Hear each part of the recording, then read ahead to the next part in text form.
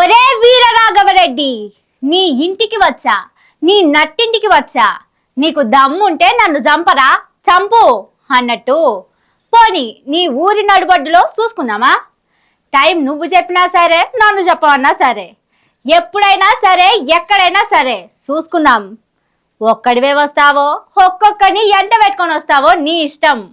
మంది మార్బలంతో వచ్చినా, బంధుబలగంతో వచ్చినా నేను రెడీ, తేల్చుకుందాం రా అన్నట్టు సినిమా డైలాగులు వెళ్తున్నాయి తెలంగాణ రాజకీయాల్లో.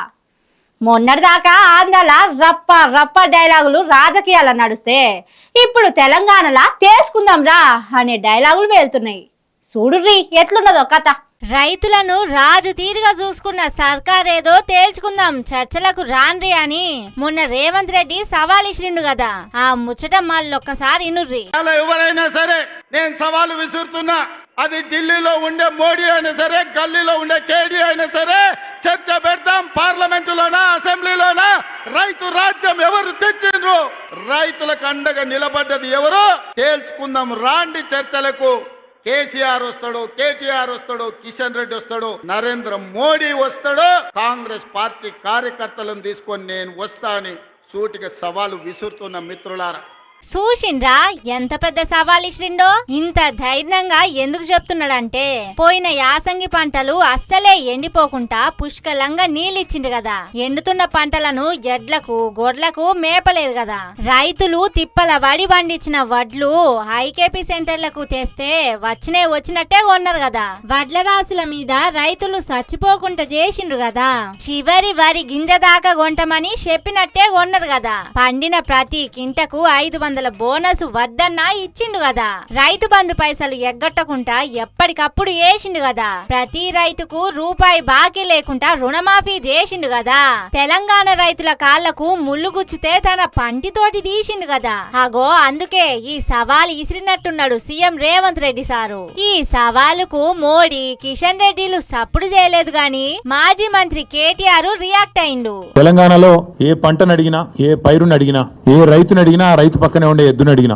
స్పష్టంగా చెప్తుంది వ్యవసాయాన్ని పండుగగా చేసింది ఎవరు అంటే. అంత మంచిగా అందరికి ఎరుకున్నా కూడా రైతులకు మేము మేలు చేసినాం అన్నట్టు సీఎం రేవంత్ రెడ్డి ఎందుకు సవాల్ ఇచ్చిండంటారు సారు? మెరిగిన సత్యాన్ని అర్థం చేసుకోలేని వాడిని చవట అంటారు, నిజం తెలిసినా కూడా ఒప్పుకోనని రేవంత్ రెడ్డి అంటారు. అట్లా అయిపోయింది వాళ్ళ పరిస్థితి. అన్ని తెలుసు, తెలియదని కాదు, తెలివి తక్కువ అని కాదు, లేదా అర్థం కాదని కాదు, తెలిసి తెలియనట్టు కనబడేదాన్ని చూస్తూ చూడనట్టు నటించేవాడిని రేవంత్ రెడ్డి అనక తప్పదు. అబ్బా ఒక్కసారే అంత మాట అంటేంది సారు? ముఖ్యమంత్రి గారు ముచ్చట పడుతున్నారు, నిన్న రంకెలు వేసినారు.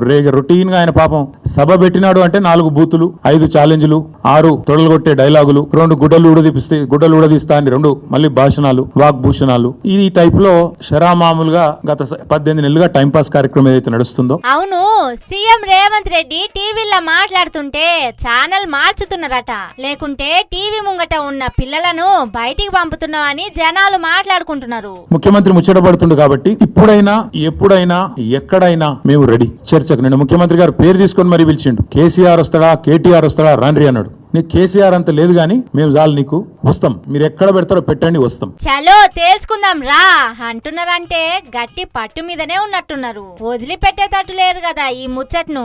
వాళ్ళు డేటు టైము చెప్తారో చెప్పరో తెలియదు కాబట్టి మీరే ఓ డేట్ చెప్పుండి సారు, తర్వాత సీఎం రేవంత్ రెడ్డి సారు కుదరదంటే మార్చుదురు గాని. మేము రెడీ. నువ్వు అసెంబ్లీలో పెడతావా చర్చ, లేదా అంబేద్కర్ కాడ పెడతావా, కొండారెడ్డి పల్లెలో పెడతావా, చింతమడకలో పెడతావా, కొడంగల్లో పెడతావా, గజ్వేల్లో పెడతావా, ప్లేసు నీ ఇష్టం, ఎక్కడంటే అక్కడికి వస్తాం. కానీ నువ్వు తప్పించుకపోయే బాబత్ మాకు తెలుసు. నువ్వు గ్యారంటీ ఏం చేస్తావు? ఈయనకి ఏంటంటే అలవాటు, బురద చల్తాడు, అవతల పడతాడు, ఇట్లా చల్తాడు, ఏదో మాట అంటే డైలాగే నేను ఎక్కడన్నా అని మళ్ళీ అవుతాడు. ఆయననే చెప్పిండి, నిన్న కేసీఆర్ వస్తాడా, కేటీఆర్ వస్తాడా అన్నాడు. మరి నేను వస్తా అంటున్నా, నీకు దమ్ముంటే రా, లేదంటే ఇంకొక ప్రతిపాదన. 8 తారీఖు నాడు, ఇలా 5 తారీఖు, ఎందుకంటే ముఖ్యమంత్రి గారికి ప్రిపేర్ అయ్యేందుకు టైం పడుతుంది. 8 తారీఖు నాడు 11 గంటలకు మేమందరం వస్తాం, సోమాజిగూడ ప్రెస్ క్లబ్ రా, నీకు కుర్చీ చేసి పెడతాం. నీ కార్యకర్తలతో సహా వస్తావా, నీ ఎమ్మెల్యేలతో సహా వస్తావా, వాళ్ళు ఎంతమంది వస్తారో చెప్తా, వాళ్ళకు కూడా ఇంతజాం చేస్తాం. చాయ్ బిస్కెట్ కూడా మా సోమాజిగూడ ప్రెస్ సోదరులను అడిగి అది కూడా ఏర్పాటు చేస్తాం. 8వ తారీఖు వరకు ఎందుకు కేటీఆర్ సారు? రేపో ఎల్లుండో పెడితే తేలిపోతుంది కదా. కాబట్టి మీకు కొద్దిగా ప్రిపరేషన్ టైం కావాలి. మాకు తెలుసు. గతంలో కూడా మేము శాసనసభలో మీరు ప్రతిపక్షంలో ఉన్నప్పుడు కూడా చర్చ పెడతామంటే మేము ప్రిపేర్ అయ్యి రాలేదండి అంటారు. ముఖ్యమంత్రి గారు అయితే ఆయనకు తెలుసు మీకు పాపం బూతులు తిట్టడమే ఈజీ. గుడ్డలు ఉడదీస్తా అనడము, గుడ్డలు ఉడదీస్తేనే ఇందిరమ్మ గొప్పతనం తెలుస్తుంది అనడము, ఇవన్నీ చాలా ఈజీ. కానీ ముఖ్యమంత్రి గారికి నేను ఎందుకు 72 గంటలు టైం అంటున్నా అంటే, మళ్ళా మీరు అక్కడికి చర్చకు వచ్చి బేసిన్లు బెండకాయలు అని చెప్పి ఆయనతో ఉన్న పరువు తీసుకుంటే తెలంగాణ ముఖ్యమంత్రి పరువు పోతుంది. ఇప్పటికే మీరు ఎంత సిగ్గుమాలిన వ్యక్తో ఇప్పటికే అందరికి అర్థమైపోయింది. ఓహో, అందుకా 72 గంటల టైం పెట్టింది. మరి మీరు ఇన్ని ఆఫర్లు ఇచ్చినా సోమాజిగూడకు వస్తారా, లేకుంటే నేను అసెంబ్లీలో చర్చ పెట్టాలి అన్నా అని తప్పించుకుంటాడా?